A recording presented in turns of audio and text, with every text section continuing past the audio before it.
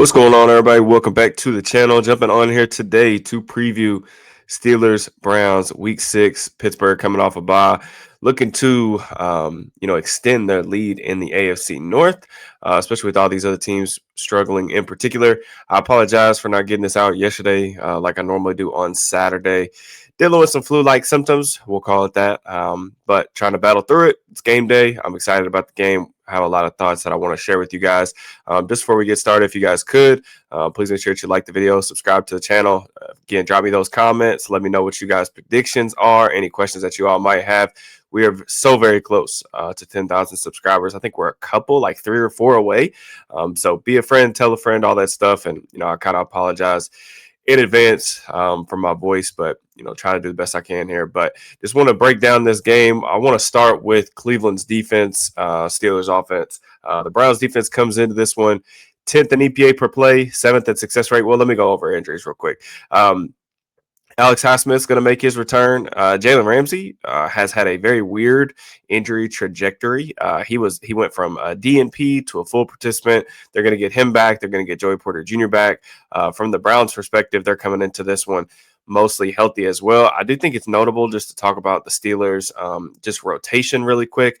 I think that especially with Highsmith coming back and knowing that he's been banged up a little bit in general, I would like to see Pittsburgh do the due diligence, I would say, with their rotation, with their edge group, in particular this week, because the Browns tackles, especially their left tackle, has struggled. I want to see everybody kind of get into the mix. I'm sure they're excited to roll out their 3-edge package on third downs and things like that. But with the Steelers having another game here in 4 days, having to travel to Cincinnati, trying to keep those guys fresh, I think is really nice. And I just think that Nick Herbig really deserves the chance to play more.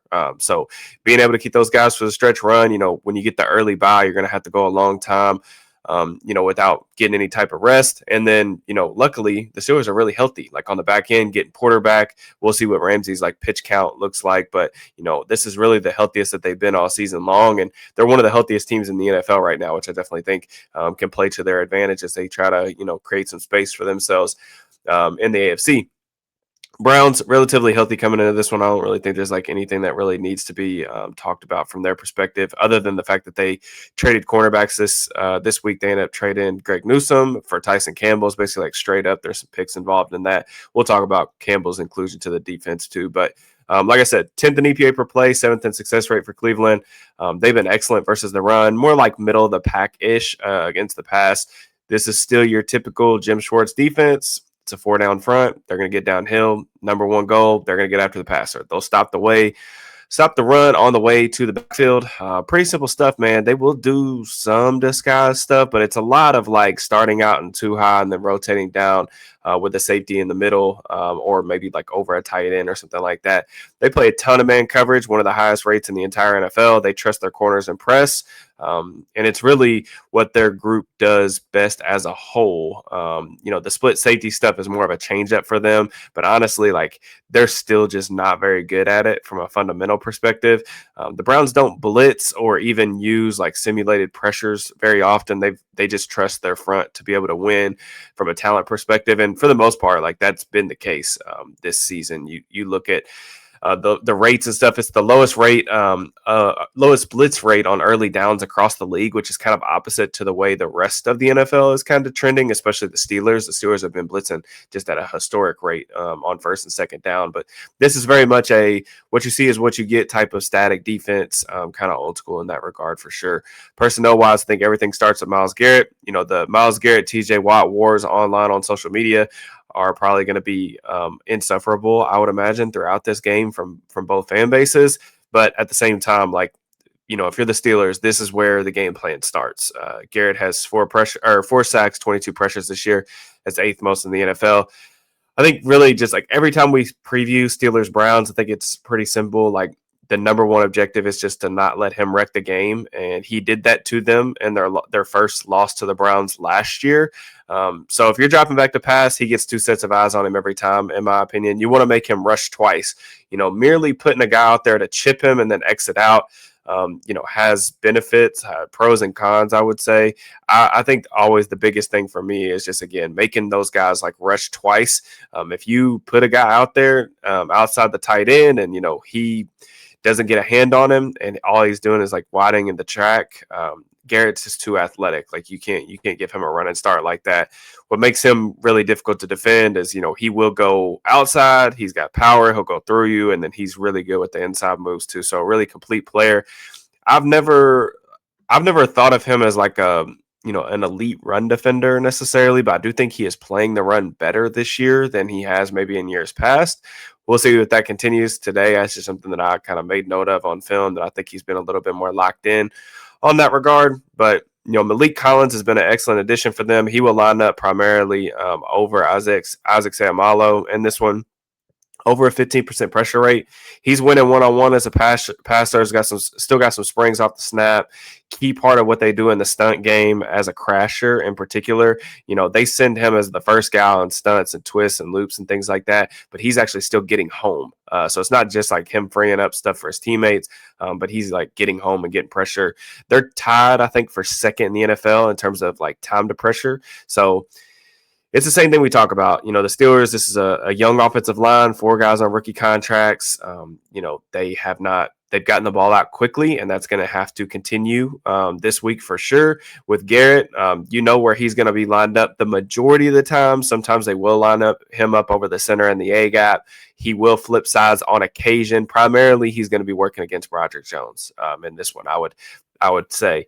Biggest thing, Broderick, I think that it has stabilized a little bit since early in the season. I think some of that is probably level of competition as well. But when you move up and you take a tackle in the first round, this is kind of the vision of what you want them to do. And I don't think anybody is in their right mind to expect Broderick to go out there one-on-one and shut him down on an island. He's not Christian Darrisaw. I don't think it's fair to expect that, but you want to see him hold his own and try to keep him out of Rodgers' vicinity as best as you can. But I'm expecting plenty of help, because it would just be negligent from a coaching perspective not to. But Rodgers going to get hit in this game. Like that's just part of playing Cleveland. You're going to have to make some throws under pressure. We'll see if they could do that. Need to stay in like obvious advantageous game scripts in this one for obvious reasons, but this is one area like up front, rushing the passer, that Cleveland really has a definitive advantage. Their linebackers, Carson Schwetzinger, who's really been outstanding out of UCLA, especially in coverage, and then Devin Bush. Those guys play together. They're smaller backers that kind of struggle to take on blocks. So the Steelers offensive line has been doing a better job running the football over the last couple of weeks, a little bit more efficient. They're going to get Jaylen Warren back in this one as well, but they have not done a very good job getting to the second level on a consistent basis. If you can get hands on Schwetzinger and Bush, you will have your way with them at the point of attack. It's just a matter of being able to climb, but they are really good athletes. They will shoot into gaps, but you can run at them a little bit on the interior when they're lined up in the A gap. The Browns are the only team in the league, though, like making first contact in the backfield on average. So that's as much of a play style thing as it is a talent thing. I would imagine that Arthur Smith's going to try to incorporate some screens, maybe some trap runs. They did that a little bit last year. Maybe some same side runs as a changeup. The Steelers tried that, I think, once in Ireland, kind of botched the assignment where they didn't end up getting up to the play side mic. But I know the Lions did that, and it was one of the explosive runs that they got during that game with Jahmyr Gibbs. So just, again, sticking with the personnel thing on the back end, Denzel Ward, second best player on the team, outstanding athlete, unreal combination of speed, change of direction ability. He is a smaller corner. He's dealt with some injuries, just not a physical tackler. That's something that I would keep a note of.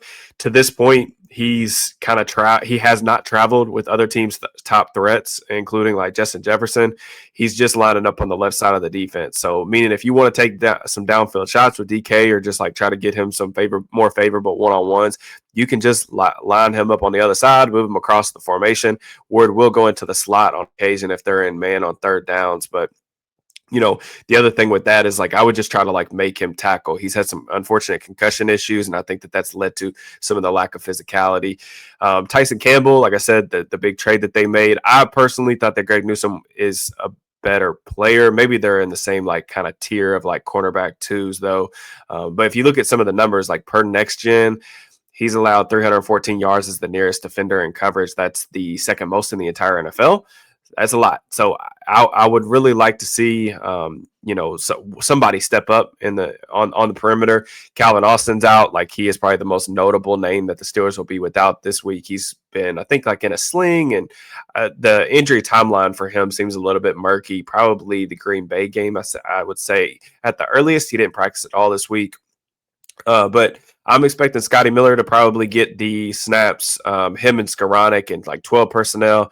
Roman Wilson will be mixed in. One thing that I would like to see is they are playing a second-year, seventh-round player in the slot. And like I said, you're going to get a lot of man coverage. They are gonna, like, I would love to see Roman Wilson get like a crossing route out of the slot just to test them a little bit with his speed, see if you can pop an explosive. It's going to be hard to move the ball in this one, but you want to try to continually seek out those explosive plays, and I think that Roman can do that for you, especially because there's not really like film of him necessarily playing this year. So definitely want to keep an eye on him and his production, his usage, all that stuff. The Steelers haven't seen a ton of man coverage this year. They're 25th in success rate, so this will be like kind of a good barometer to kind of find out, if Rodgers and this offense have enough firepower to continually push the ball down the field versus a good defense. And just like one more thing I would say that stood out, just kind of, they are hard to move the ball against, but like they've been really bad in the red zone this year. So they're actually like dead last in red zone efficiency. Pittsburgh's been really good in the red zone. Rodgers in particular, I think that's where some of his best work has come. So, want to capitalize. If you get the ball down in the 20 area, you definitely want to capitalize against this group. But offensively, Cleveland's really struggled. I don't think you guys need me to tell you that. Y'all watch the games. They haven't scored more than 17 points all season long. So they're 30th in EPA per play. They're dead last in success rate by like a pretty wide margin. This is a more traditional like Stefanski offense as opposed to kind of the hybrid that they were rolling out, like whenever Watson would be in and out of the lineup over the last couple of years. But they love going heavy, 12 personnel on over 50% of their snaps. They will even do it on third downs just because they like their tight ends more than they like their receivers. It's a downhill running attack. It's a lot of gap scheme stuff. I don't think Dylan Gabriel in his first start against the Vikings was terrible by any stretch of the imagination. I think he's a distributor with the ball. He operates like a point guard, has really good accuracy, especially to the first, second level in like quick game and things like that. He's a good decision maker, gets the ball out on time. He's just very limited from an arm strength perspective. I think that it shows up when he's asked to kind of push the ball down the field, over the middle, things of that nature. And I just don't think that he handles like pocket congestion very well at all. So the Steelers have been really disruptive getting after the passer. They've upped their blitz rate this season, and I think that they definitely have a talent issue. Same thing we talked about on the other side of the ball. The Steelers have a massive talent advantage, I should say, in this one with their front going against Cleveland's offensive line. It's a lot of familiar guys, Bitonio, Teller, Conklin is back at right tackle. Him and TJ Watt battle back and forth for many, many years now. Ethan Pochik, their center. All those guys are like impending free agents. So I think like probably one or maybe a couple of those guys could get traded even before the next like Steelers-Browns game. But the left tackle position has been an absolute sinkhole. So I talked about like wanting to rotate Herbig, Highsmith. This is one that, your eyes get pretty wide just because I think that that's a massive advantage. And then you talk about some of the things like how often are they actually going to leave TJ Watt one-on-one? Are you going to have to chip both guys? That limits the things that you can do out in the route progression with getting guys out. So, they got to take advantage of this one for sure. So I would just say the other thing is, Quinshon Judkins has been fantastic. I think he looks more explosive. I think I'm going to end up regretting not being higher on him through the draft process. I just didn't see this level of burst that he's shown over the first couple games of the season. Was really out for reasons that you guys know about. Over the summer, didn't practice a ton, but they're like giving him a ton of work. I mean, he's coming in and getting 20 touches a game. You just don't see that a lot in today's NFL, but he's averaging 4 yards, over 4 yards per carry after contact this season. He's had some big runs called back. He does have 8 explosive runs on the year. So Cleveland hasn't been efficient whatsoever on the ground, but they popped some big ones, and Judkins looks like their best player offensively. So being able to stop him on early downs is going to be critical. Try to get to third down situations that way the pass rushers can kind of tee off a little bit. But aside from that, from a weapons perspective, Jerry Jeudy gave them some real issues last year, especially in the first game. I thought he had a couple of like huge, I think, fourth down conversions out of structure, moving with the quarterback. He does kind of move to the beat of his own drum a little bit. So I'm curious on like his rapport with Gabriel, but he can separate, and like he's had big games. He's kind of a very much a peaks and valleys type of player, who can have some big moments and can have some frustrating moments as well. But outside of that, Isaiah Bond, their rookie receiver, another guy who's in trouble this offseason, he's kind of flashed a little bit as well. But overall, like a receiver group that's pretty limited. And that's why I said, like, even if Ramsey can't go like a full percentage of snaps, I think you've got to feel really good about how they match up on the outside with those guys, especially if you want to play a bunch of man coverage. Njoku has always been one of the more underrated, like true, like Y inline tight ends to me. But athletically, I think he does look a tick slower this year than he has in the past, which is, something that's noteworthy. I know Adam Schefter named him a trade target, I think earlier this week as well. But really, it's him and Harold Fannin, the rookie from Bowling Green, who's really like a linear straight line receiver. He's got really nice size. Those guys are also like probably their best like run after catch threats. Like if you look at their yards after catch, like over expected, they just don't rank very high because they don't have that type of archetype of player in the receiver room.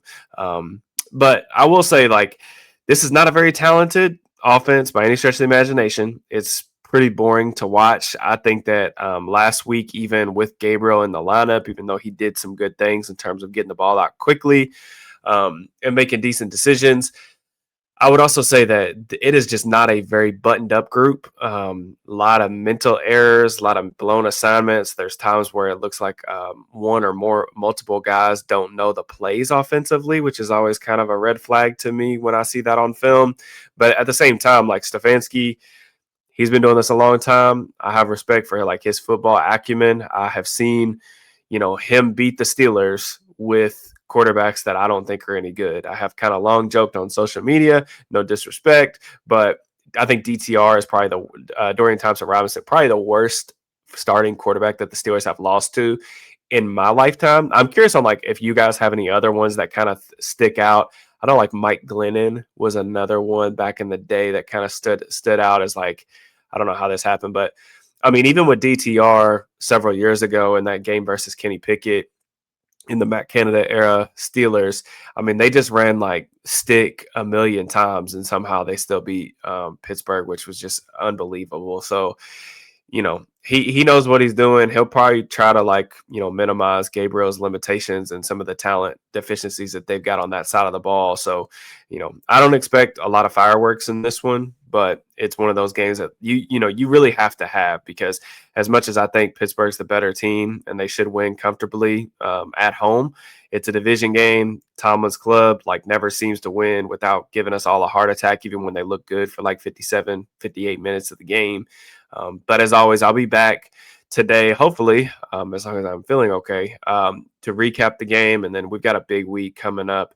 Hopefully get plenty of content out to you guys as we prepare for Bengals week. So yeah, busy next 4 or 5 days. So as always, on your way out, if you guys could like the video, subscribe to the channel. Don't forget to drop me a comment. So close to 10K. Hopefully by the time we jump back on here, we'll be closer or over it. We'll see. But you guys enjoy your football Sunday. I will talk to you guys very soon. Peace and love.